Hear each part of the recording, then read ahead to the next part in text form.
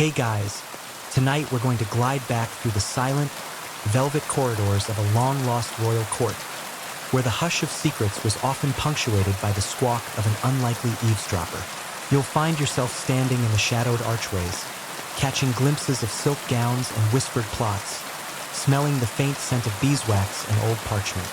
Imagine the tension, the unspoken rivalries. Now, try to keep that tension from translating into restless wiggles under your blankets, because we're diving deep into a peculiar historical anecdote that, honestly, you probably won't survive if you're expecting a fast-paced thriller. This isn't that. This is the slow burn of a peculiar history. So, before you get comfortable, take a moment to like the video and subscribe, but only if you genuinely enjoy what I do here. And as you settle in, let me know where you're listening from tonight, and what time it is in your corner of the sleepy world. Now, dim the lights, maybe turn on a fan for that soft background hum, and let's ease into tonight's journey together. You find yourself in a bustling, yet surprisingly hushed, royal palace. It's not the kind of palace you see in movies, all grand pronouncements and sword fights. No, this is the daily hum of power, the subtle currents of influence and ambition. Think less battlefield, more highly polished parquet floor, and perched discreetly, perhaps on an ornate, gilded stand in a sun-drenched antechamber, is our unlikely protagonist, a parrot. Not just any parrot, mind you. This is a royal feathered friend, an exotic import, its plumage a kaleidoscope of vibrant greens, blues, and reds that seem almost too bright for the muted tones of old tapestries. This particular bird, a stately African gray, is more than just a pretty face. It's a creature of remarkable intellect, its eyes bright and observant, missing nothing. You see it tilt its head, listening, always listening, to the comings and goings, the soft rustle of expensive fabrics, the low murmur of conversations that drift from the adjacent throne room or the Privy Council chambers. It's astonishing, really, how easily such an intelligent animal became a fixture in these grand, often stifling environments. Historians still argue whether royal courts intentionally used animals as passive observers, but it's clear they inadvertently became privy to a vast amount of information. You might think, surely, a creature with a brain the size of a walnut couldn't truly grasp the intricacies of human drama. Could it? Yet you'd be surprised. Parrots, as it turns out, have an astonishing capacity for mimicry, not just of sounds, but seemingly of context. This particular parrot, let's call him Percy, had a knack for not just repeating words, but repeating them. It was unnerving, even for the most seasoned courtiers. Imagine, if you will, the sheer awkwardness of confiding a minor grievance to a colleague, only to hear your own hushed tones repeated back to you from a gilded cage a few minutes later. A little like having your thoughts live-tweeted by a very fluffy, very judgmental avian. You might even catch a glimpse of a nervous giggle from a young page, quickly stifled by an elbow from an older, wiser chamberlain who knows better than to draw attention to the bird. This palace, like many in its era, relied on a network of servants, guards, and yes, sometimes even pets, to form a subtle web of information. The mainstream historical fact here is that animals, particularly birds, were often kept in royal residences not just for companionship or amusement, but as symbols of wealth, power, and the exotic reach of the monarch's influence. They were living, breathing displays of global connections long before modern trade routes were fully established. But Percy, he was more than a status symbol. He was an accidental recorder. As days bled into weeks, you'd observe Percy, our particular feathered friend, developing a rather unsettling habit. It began subtly, a faint, garbled squawk mimicking the king's favorite exasperated sigh. Then, a perfect rendition of the queen's delicate laugh, usually heard only behind closed doors. You might even catch a courtier flinch, mistaking the bird's chirps for a ghost. The more secrets whispered, the more Percy seemed to absorb, like a tiny, brightly colored sponge for palace gossip. It was often during the hushed conversations, the ones held just out of earshot of the general household, that Percy's extraordinary memory truly shone. He would perch on his gilded stand, seemingly engrossed in preening a feather, yet his bright, intelligent eyes would be fixed, unblinking, on the speaker. Historians still argue whether animals truly understand the meaning of the words they repeat, or if it's purely a sophisticated form of mimicry. But seeing Percy in action, you'd be hard-pressed to deny a certain uncanny comprehension. There's a quirky tidbit about Roman emperors, for instance, who sometimes kept ravens. These birds, much like parrots, were capable of learning phrases, and there are accounts of them being taught to greet the emperor by name. Imagine the surprise of an incoming dignitary being welcomed by a cawing bird with the emperor's own voice. It's a reminder that our fascination with talking animals is truly ancient. In this particular royal court, the initial reactions to Percy's verbal excursions were a mix of amusement and mild discomfort. You'd see a gentle smile crease the face of a scullery maid, quickly wiped away as a stern glance from a superior reminded her of palace decorum. The king himself found it rather charming, a novelty. "That bird hears more than my most trusted spies," he'd quip, never quite realizing the unsettling truth in his jest. You, observing from a shadowed corner, might feel a tiny shiver, a premonition of the chaos this seemingly innocent talent might unleash. It was like having a secret recorder in an era before such technology could even be dreamed of, a feathered microphone picking up every hushed confession and sly insinuation. The silence of the court, usually a sign of its efficient, well-oiled machinery, was now subtly punctuated by these unexpected, disembodied voices. It was a peculiar kind of sonic wallpaper, and you, the unseen observer, became privy to these auditory glitches, these strange echoes of hushed conversations that promised to grow louder, much louder, as Percy's repertoire expanded.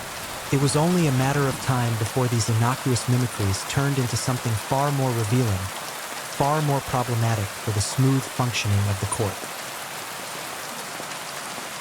And then, one crisp morning, the true nature of Percy's peculiar talent unveiled itself with an almost comedic precision.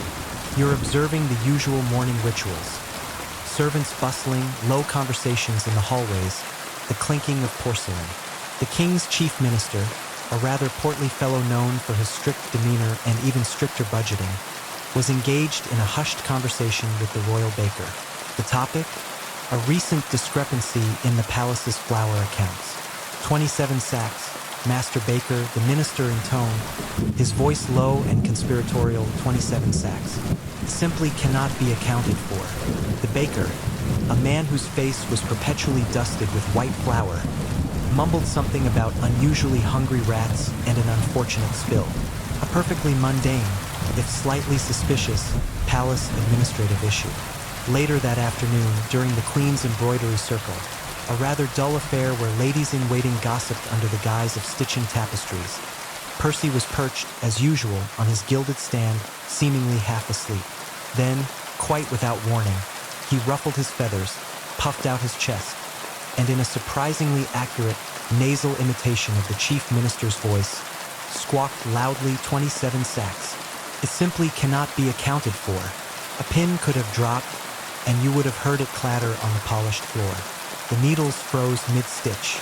The ladies in waiting exchanged stunned glances, a ripple of suppressed giggles threatening to erupt. The royal baker, who happened to be delivering afternoon pastries, nearly dropped his tray, his face turning an alarming shade of beetroot. It was an unintended piece of courtly theater. Percy, of course, was oblivious, preening a feather as if he'd just delivered the most profound philosophical statement. The quirky tidbit here is that parrots have an incredible capacity for mimicry, not just of human speech, but also of household sounds like ringing telephones or even the squeak of a rusty gate. So, a palace, with its unique soundscape, would have provided a rich auditory tapestry for Percy to draw from. The immediate reaction was amusement, certainly. Even the Queen let out a delicate titter, hiding it behind her fan.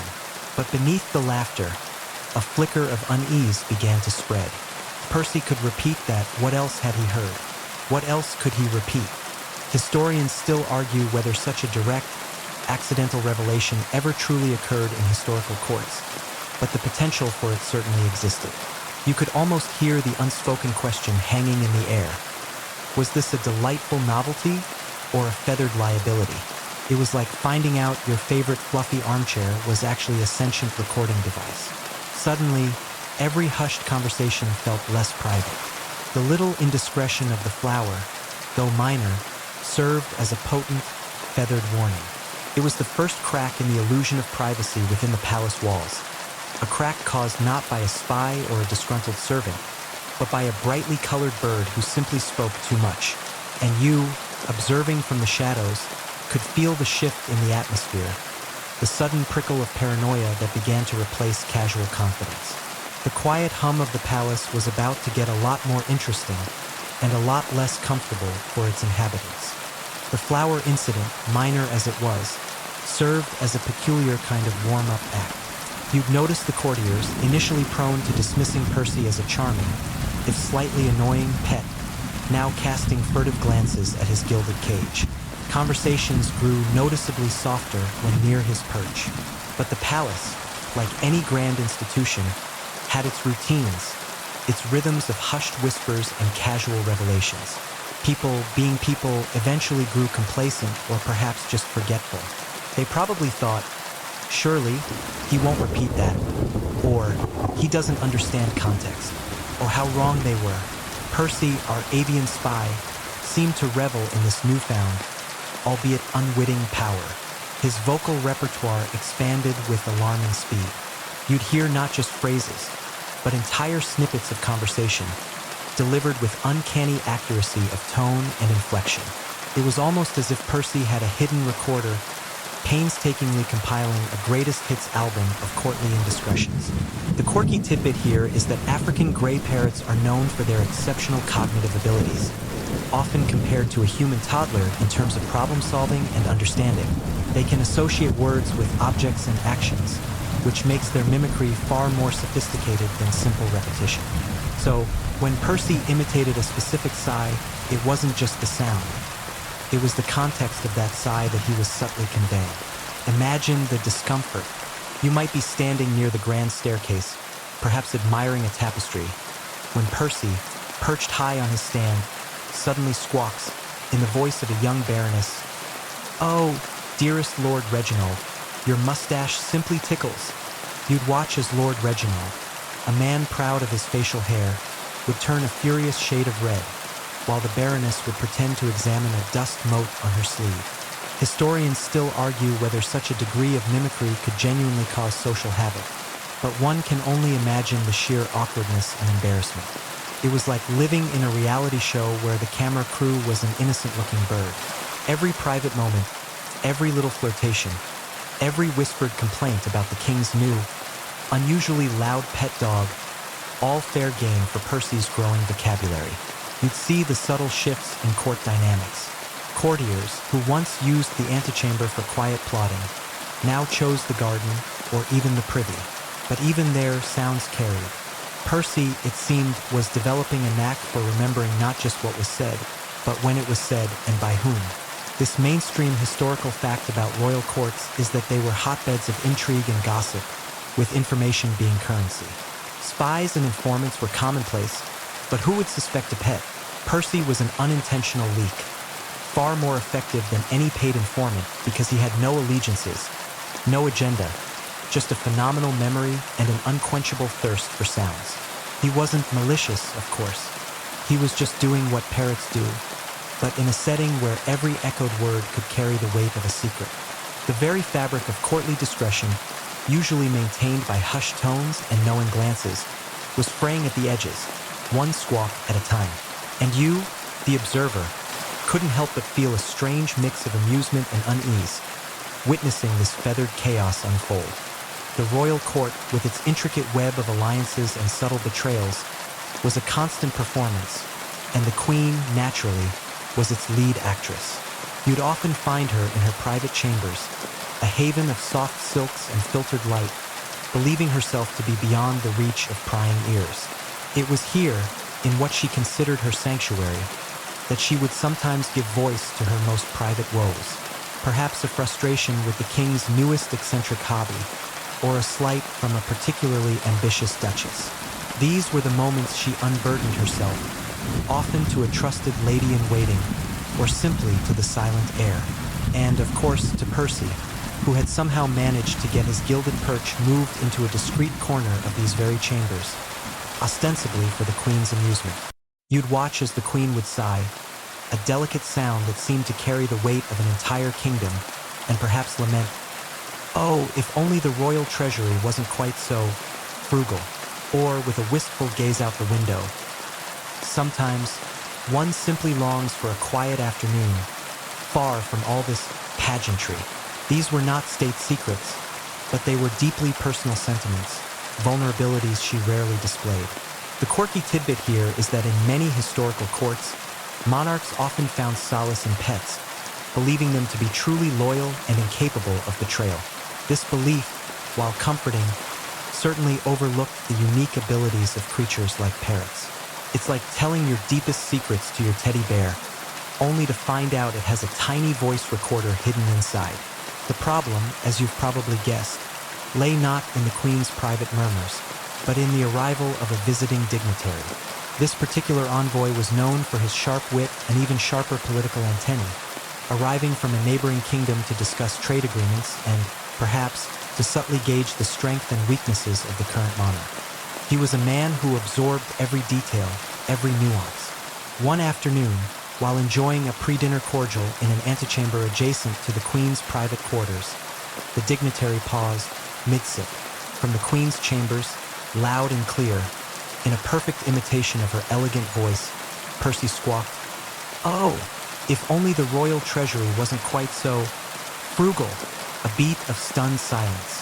The dignitary's eyes, keen and intelligent, darted towards the direction of the voice, then settled on the innocent-looking parrot. His eyebrows raised ever so slightly. A flicker of amusement, yes, but also a calculation. This wasn't just a funny bird. This was a potential source of information. Historians still argue whether such overheard, seemingly minor details could influence high-level diplomatic relations, but in an era where perception was everything, even a casual remark about a kingdom's perceived frugality could be misinterpreted as a sign of weakness. The queen, upon hearing the echo of her private thought, would have paled beneath her rouge.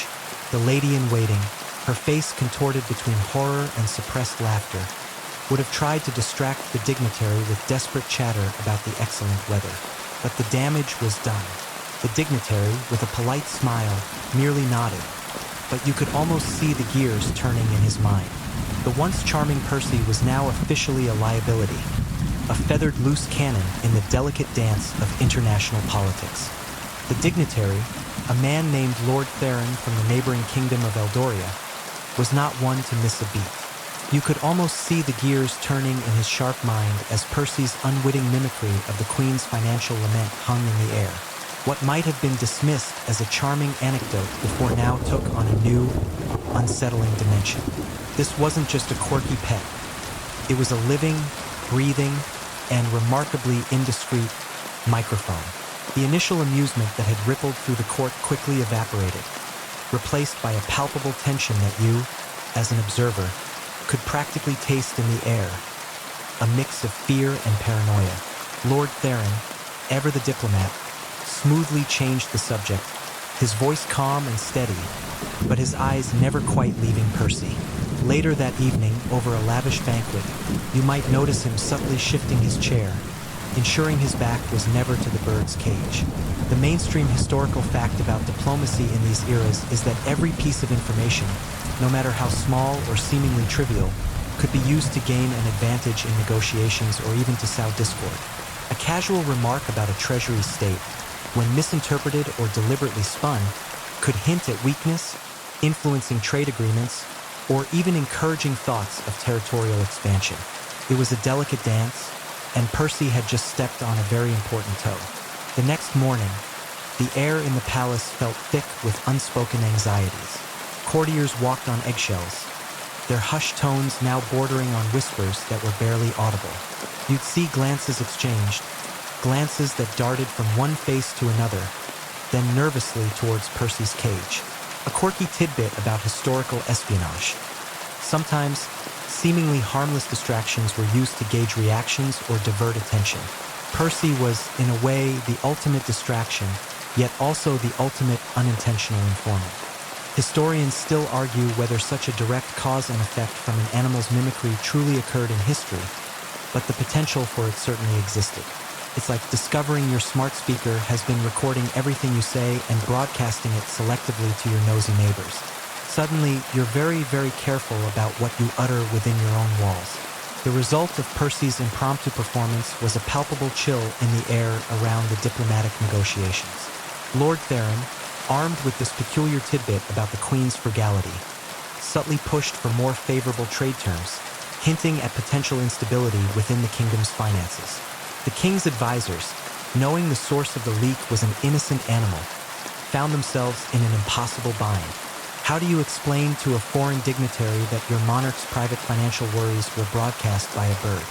It sounded ridiculous, yet it was painfully real. The atmosphere grew thick with suspicion, not just towards Lord Theron, but within the court itself. Who else had Percy heard? What else did he know?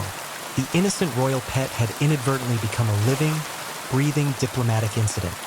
A feathered scandal that threatened to unravel carefully constructed alliances and undermine the kingdom's perceived stability.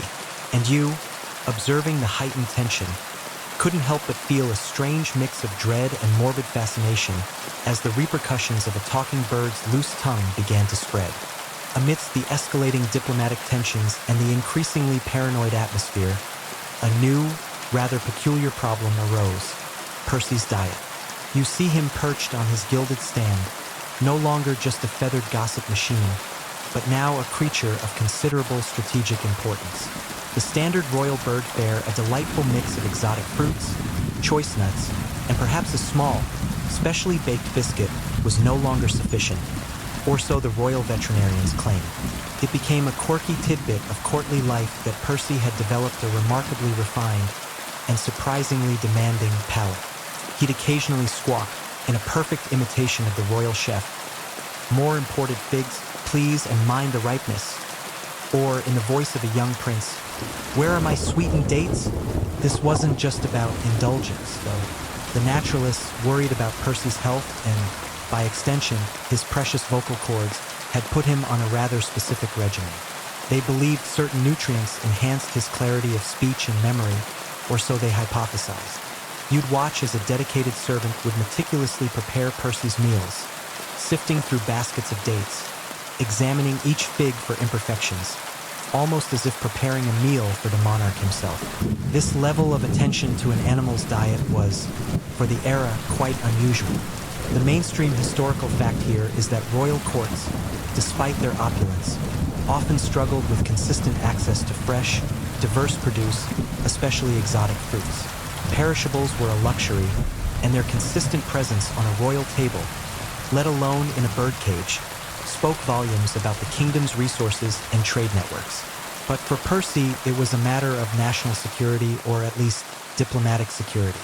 Historians still argue whether specific diets truly enhance an animal's cognitive abilities to such a degree, or if this was simply a charmingly elaborate excuse for the naturalists to experiment. Perhaps they were trying to tune Percy's vocalizations, hoping to somehow control which phrases he would repeat. You might even observe a nervous royal attendant, perhaps a young duke, discreetly slipping Percy a piece of particularly sweet fruit, hoping to curry favor with the feathered oracle, or perhaps just to silence him for a moment with a mouthful of sticky goodness. It was like bribing a tiny, feathered informant with gourmet snacks. The impact of this peculiar diet on Percy's verbal skills was undeniably profound. His mimicry became sharper, his memory even more acute. His voice, once occasionally garbled, was now crystal clear, almost unervingly so. He could perfectly replicate not just words, but accents, inflections, and even emotional nuances. The Queen's lament about frugality, when repeated, now carried a distinct tone of weary resignation. The chief minister's exasperated sigh about the flour suddenly conveyed genuine frustration. It was as if his high-quality diet was refining his internal audio recorder. And you, the unseen observer, would feel a strange mixture of admiration for his linguistic prowess and increasing dread for the poor courtiers, whose every utterance was now being perfectly archived in the mind of a bird with an exceptionally discerning palate. The more exotic fruit he consumed, the clearer the secrets became. With Percy's vocabulary expanding and his vocalizations gaining an almost alarming clarity, the royal naturalists found themselves in a unique and rather perplexing predicament. You'd often see them huddled around Percy's perch, armed with quills and parchment, meticulously jotting down his utterances, almost like linguists studying a new, highly unpredictable dialect. They were tasked by royal decree with understanding the mechanism behind his advanced linguistic abilities. This was, after all, unprecedented. A bird not just repeating words, but seemingly understanding context, inflection, and even responding to unseen cues.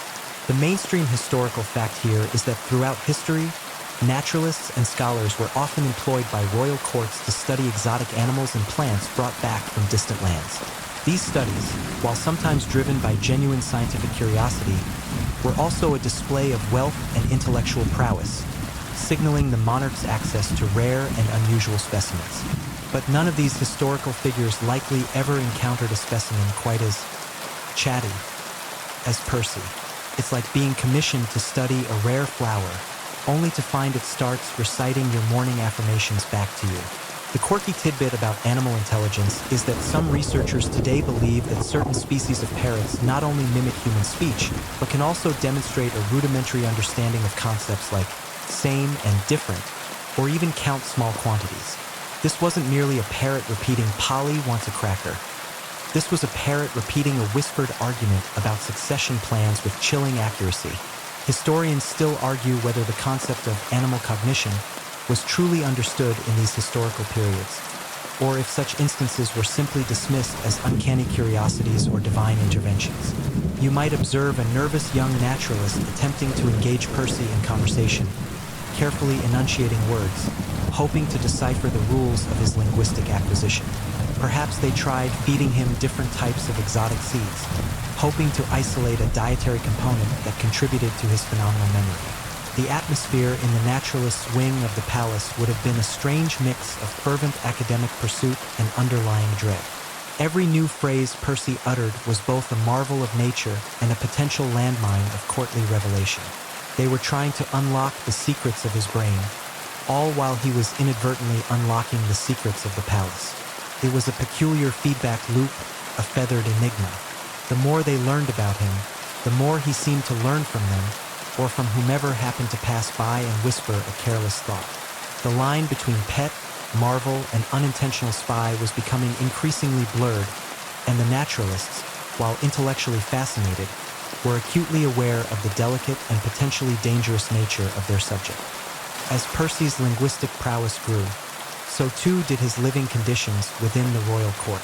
You'd observe his simple gilded stand slowly transforming into an opulent, multi-tiered perch adorned with silk cushions and dangling silver bells. His cage, once a mere enclosure, became a miniature palace itself, large enough for him to spread his wings, filled with polished wooden toys and fresh, perfectly ripe fruit. This was not merely indulgence. It was a reflection of his increasingly unique and undeniable status. He was no longer just a pet. He was the king's most interesting informant, a feathered confidant who couldn't be bribed or tortured.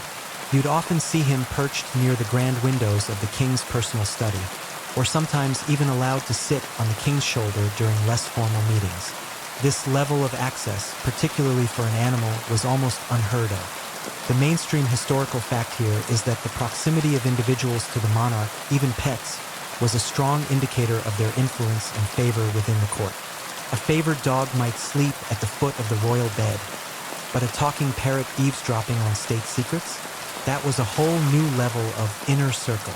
It was a bit like having your phone automatically placed on speakerphone during every private conversation, but the phone was also a highly decorated, very demanding bird. The quirky tidbit about this period is that many royal figures kept menageries of exotic animals not just for display, but often believed these creatures brought good fortune or even possessed mystical insights. Percy, with his uncanny ability to mimic, surely fueled such superstitious beliefs among the more impressionable courtiers. You might even catch a nervous glance from a minor noble, who would whisper a quick prayer or make a small gesture to ward off ill luck when passing Percy's lavish cage, just in case the bird was channeling something more than just human voices. Historians still argue whether such beliefs truly influenced daily court operations, but the underlying fear of the unknown certainly played a part. Percy's opulent living conditions and growing influence were undeniable. His meals were prepared with more care than some minor noble's feasts. He was attended by a dedicated servant whose sole task was to ensure his comfort and keep his environment spotless. His presence became a subtle, yet powerful, reminder to all in the court. Anything whispered might be repeated. This silent warning, delivered by a vibrant, innocent-looking bird, hung perpetually in the air, a constant pressure on the courtiers to mind their tongues. The very air of casual indiscretion that had once permeated the palace began to thin, replaced by a cautious silence, punctuated only by the rustle of robes and the occasional, unsettling squawk from Percy, replaying a forgotten phrase. And you, observing the strange transformation of the court under the influence of this feathered oracle, could feel the tension, the quiet shift in power dynamics that no written law could enforce. The constant subtle pressure of Percy's presence, combined with the earlier diplomatic incident, had already made the court a less comfortable place for those with secrets. But then it happened, a true crisis, brewing beneath the surface of courtly smiles and polite bows, was inadvertently brought to light by our feathered, talkative friend. You're in a dimly lit chamber, perhaps late at night, the air thick with the scent of burning oil lamps and unspoken tension. A group of influential courtiers, cloaked figures with hushed voices, are gathered. Their faces are grim, their gestures urgent. This isn't about flower accounts or mustache tickles. This is about power, about the throne itself. You strain to hear their whispers, but they are too faint, too guarded. Then, from a shadowed corner where Percy's cage had been, perhaps moved there by an overzealous servant, unaware of the clandestine meeting, a voice suddenly rings out, startlingly clear, echoing the hushed tones of one of the conspirators. The crown's weakness. A new era? The old ways must fall. The words hang in the air, chilling and stark. The conspirators freeze, their eyes wide with fear and disbelief. They spin around, searching for the source, only to find Percy, preening innocently on his perch, utterly oblivious to the bombshell he has just dropped. The quirky tidbit here is that while parrots are known for mimicking sounds, some have even been observed to mimic patterns of speech, allowing them to produce sentences that, while not understood by the bird, can be chillingly coherent to a human listener. It's like a random number generator that occasionally spits out winning lottery numbers, pure chance, but with devastating implications. This particular phrase, captured and broadcast by Percy, was too explicit, too damning to be ignored. It hinted at a deep-seated disloyalty, a plot against the monarchy. The mainstream historical fact about royal courts is that conspiracies and plots were a constant threat, often involving high-ranking nobles with grievances or ambitions.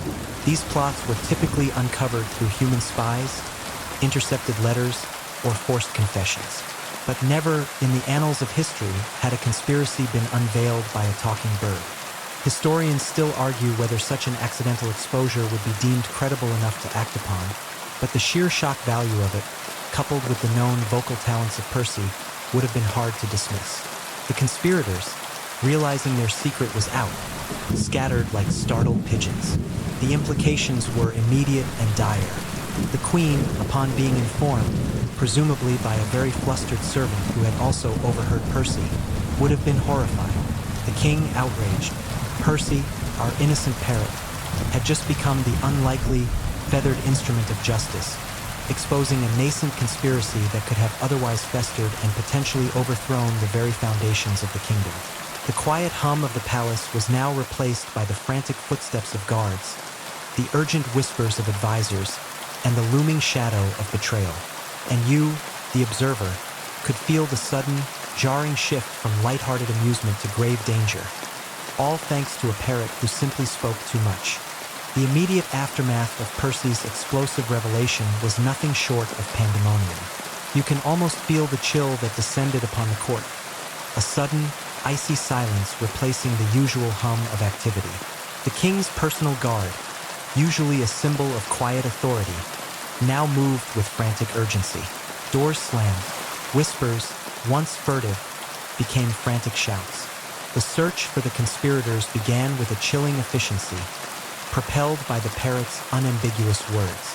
The phrase, "The crown's weakness, a new era, the old ways must fall," replayed endlessly in the minds of loyal courtiers, a feathered echo of betrayal. The unmasking of the traitor, or rather, the identification of the traitors, was swift, though it involved a rather peculiar method of verification.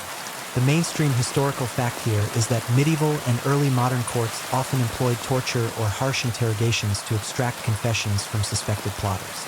However, in this unique instance, a more avian method was used. You see the captured courtiers, their faces pale with terror, brought before the king. Each is made to stand near Percy's cage.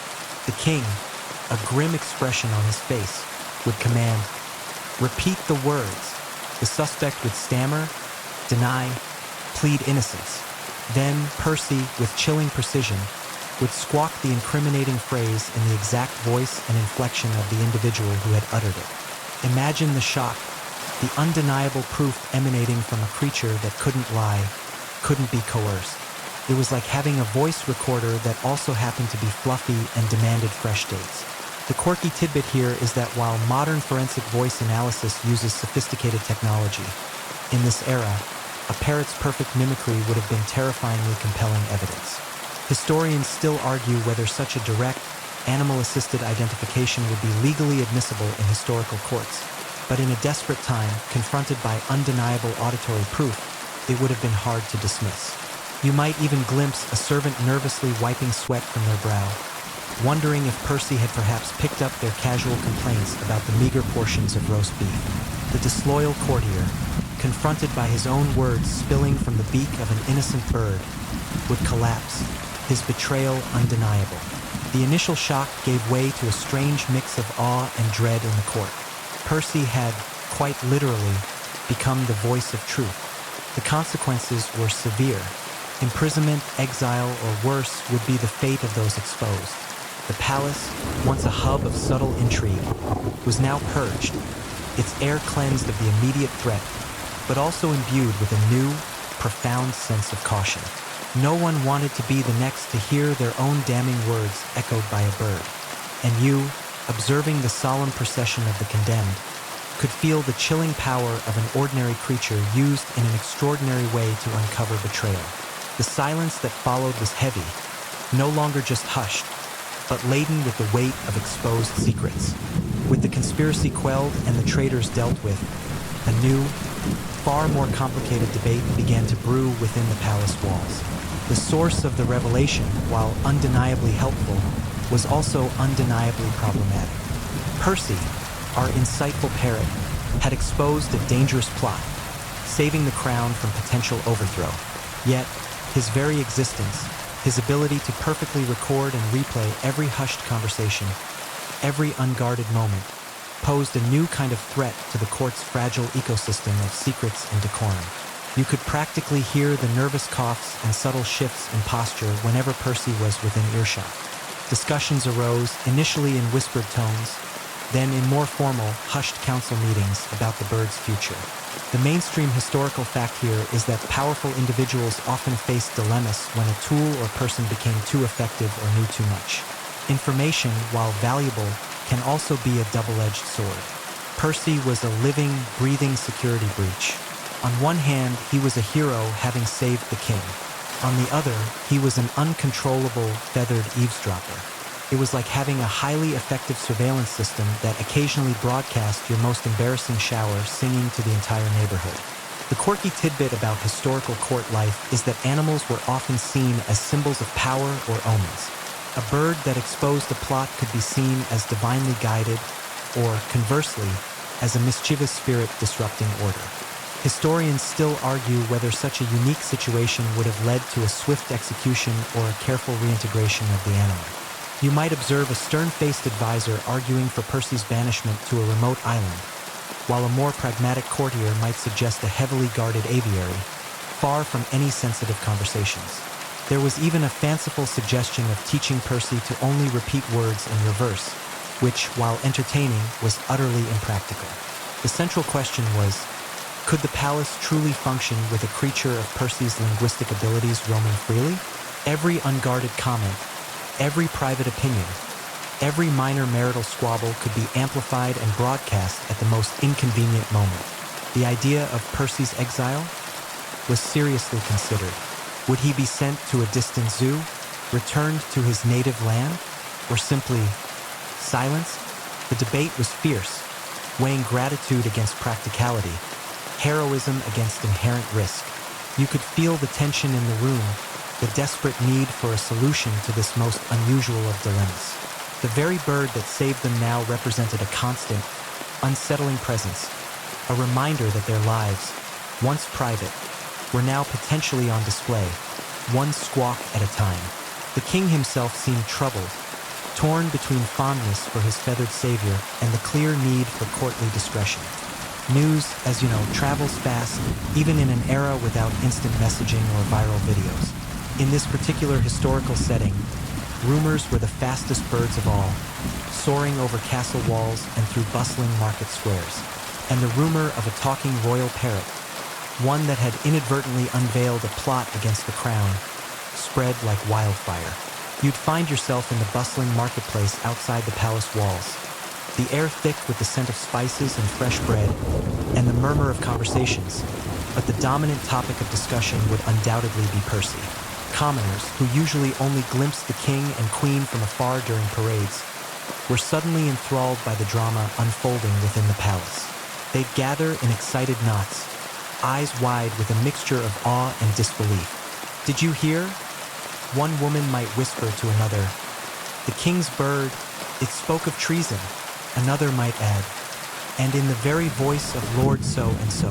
This mainstream historical fact highlights how oral tradition and gossip were powerful forces in shaping public opinion and spreading news, even distorted versions, in pre-modern societies. The parrot, an unintentional hero, became a subject of both fascination and wonder, a symbol of divine intervention or perhaps just a very clever trick. It was like the first viral sensation, but instead of a cat playing a piano, it was a parrot spilling state secrets. The quirky tidbit here is that throughout history, ordinary people often attributed mystical or supernatural powers to animals that displayed unusual intelligence or behavior. Percy, with his uncanny ability to mimic, would have undoubtedly been viewed as more than just a bird. Perhaps a spirit animal, a messenger from the heavens, or even a conduit for royal justice. Historians still argue whether such public fascination with courtly pets could subtly influence political stability, but it's clear that Percy's fame outside the palace walls was a double-edged sword for the monarchy. It certainly boosted the king's image as divinely protected, but it also made the palace's internal workings seem oddly transparent. You might see traveling merchants telling embellished tales of Percy's linguistic feats, street performers incorporating the talking bird into their acts, and even children imitating Percy's squawks in playful games of palace intrigue. The public's fascination, while perhaps a nuisance to the court, also served as a strange kind of protective shield for Percy. It's difficult to quietly get rid of a bird that has become a legend among the populace. The king knew this. The queen knew this. Percy, the feathered enigma, had gone from being a private asset, then a liability, to an unwitting public icon. And you, observing the buzz of the crowd, could feel the strange power of a story, a rumor, that had captivated an entire populace, all stemming from the chatter of one very talkative parrot. The bird had become more than just a creature.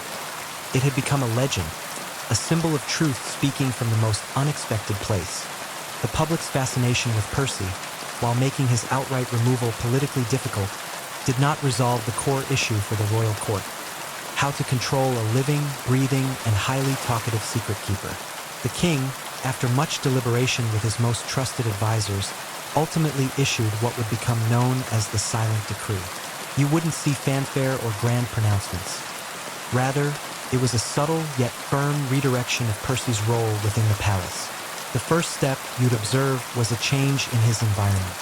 His opulent perch was moved, not to an isolated island, but to a grand, sunlit aviary within the palace grounds. This aviary was a marvel in itself, filled with lush foliage, cascading water features, and other exotic birds, creating a tranquil, natural environment. The crucial difference was its location. Away from the main corridors of power, far from the throne room, the Privy Council chambers, and the Queen's private quarters. This was the mainstream historical fact of how powerful individuals often controlled sensitive information by managing access and environment, even for seemingly innocuous sources. It was like putting your very chatty, very adorable pet parrot in a soundproof room during important meetings. The quirky tidbit of this arrangement was the shift in Percy's human interaction. No longer were random courtiers permitted to linger and whisper near him. Instead, a select few, specifically chosen for their discretion and their incredibly boring conversational habits, were assigned as his primary attendants. Their conversations with Percy were reportedly limited to weather observations, descriptions of the clouds, and very, very lengthy narrations of the types of seeds being served for dinner. Historians still argue whether this intentional boredom therapy actually worked, or if Percy simply found new, equally uninteresting things to mimic. You might even catch one of these attendants stifling a yawn as they diligently described the precise shade of green on a leaf to Percy, ensuring no hint of courtly intrigue slipped through. Percy's new role ensured his valuable but problematic voice was effectively controlled. He was still a beloved royal pet, still a symbol of the king's prestige, but his access to sensitive information was meticulously curtailed. He continued to mimic, of course, but now his repertoire consisted largely of bird calls, the sound of trickling water, and the monotonous drone of his attendants describing the composition of various grains. The occasional, "Oh, the sky is quite blue today," delivered in a perfect imitation of the chief minister's voice, was hardly going to incite a rebellion. The king had found a way to honor his feathered savior while protecting his kingdom's secrets. And you, observing this clever, if slightly comical re-engineering of a royal pet's life, could appreciate the subtle genius behind containing such an unpredictable yet charming source of information. Even after Percy's discreet relocation to the Grand Aviary, his legend continued to echo through the halls of the palace and beyond. You'd still hear hushed whispers among the older servants, tales of the speaking bird who saved the king from a plot. New courtiers arriving at court would be subtly warned, "Mind your tongue, for the walls have ears," and feathers. The legacy of the exceptionally talkative royal parrot wasn't just a quirky anecdote. It became a cautionary tale, a mainstream historical fact in the annals of that particular court. It was a testament to the unexpected power of a seemingly insignificant creature. The quirky tidbit here is that while Percy's direct access to secrets was curtailed, the idea of his omniscience persisted. People started censoring themselves, even in his absence, a form of self-regulation born from the fear of a repeating parrot. Historians still argue whether the lasting psychological impact of such a unique informer could genuinely alter the communication patterns of an entire court. But it's clear that Percy's influence extended far beyond his actual physical presence. It's like being eternally haunted by the knowledge that your pet might have overheard your most embarrassing confessions, even years later. You might even see children growing up in the palace pointing to the aviary, telling their friends fantastical stories of the bird who knew all secrets.